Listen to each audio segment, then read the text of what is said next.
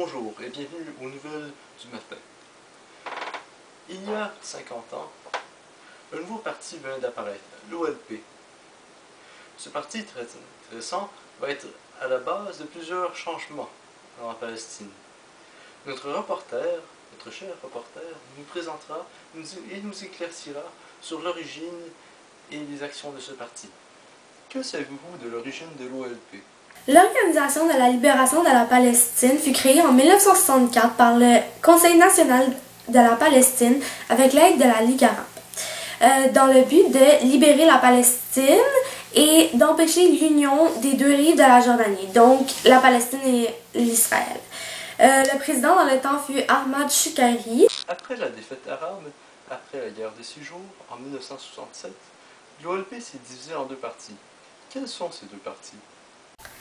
L'OLP se divise en deux grandes parties majoritaires après la défaite arabe. Il y a le Front populaire pour la libération de la Palestine, autrement connu sous le nom de la FPLP, dont le président était Georges Habash, et le Fatah, autrement connu sous le nom du Mouvement de la libération nationale des Palestiniens, dont le président était Yasser Arafat.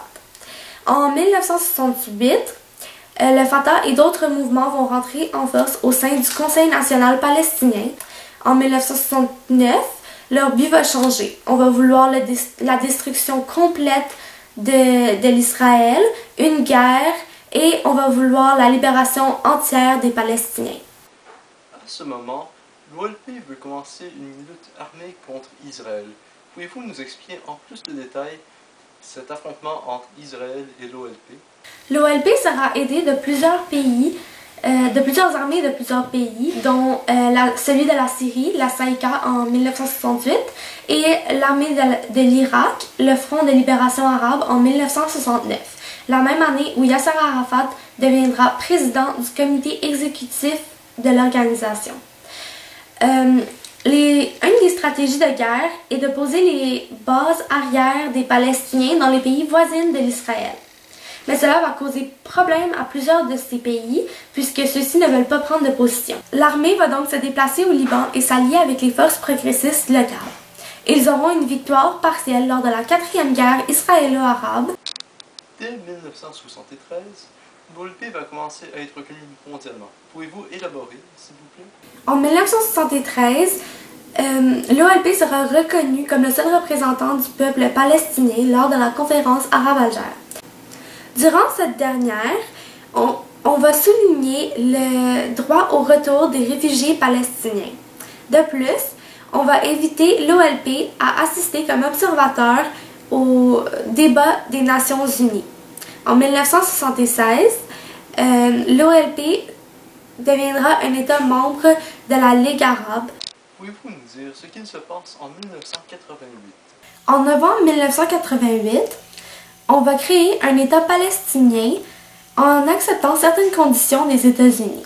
La première étant l'acceptation de l'État d'Israël et la deuxième, d'éliminer le terrorisme. Quels événements ont apporté la création de l'ANP? Selon l'accord du Caire, les troupes israéliennes vont commencer alors à évacuer la ville de Jéricho et la bande de Gaza pour céder la place aux Palestiniens. Yasser Arafat va donc y installer l'autorité nationale palestinienne. Dès ce moment, le centre du mouvement de libération de la Palestine va passer de l'OLP à l'ANP. Merci beaucoup. Maintenant, comme tout le monde le sait bien, l'OLP a arrêté toute action il y a 16 ans. Sa dernière action importante était de retirer tous les articles niant l'existence d'Israël. Aujourd'hui, deux partis mènent le bal. Il y a le Hamas et le Fatah. Le premier, le Hamas, le plus radical des deux, est mené par Khaled Mekal. Le deuxième parti, le plus diplomatique des deux, le Fatah. Celui-ci est mené par Mahmoud Abbas et mène plusieurs négociations avec Israël, ou plutôt essaie de. Ainsi, ces deux partis divisent la population palestinienne, excusez-moi, en deux. La population est soit partisan du Hamas ou soit partisan du Fatah. Ceci empêche la population de choisir un côté ou l'autre définitivement et nuit aussi de cette manière à la résolution du conflit entre la Palestine et Israël. Ceci est extrêmement au détriment de la population et empêche de mener une vie de qualité acceptable. Merci et bonsoir.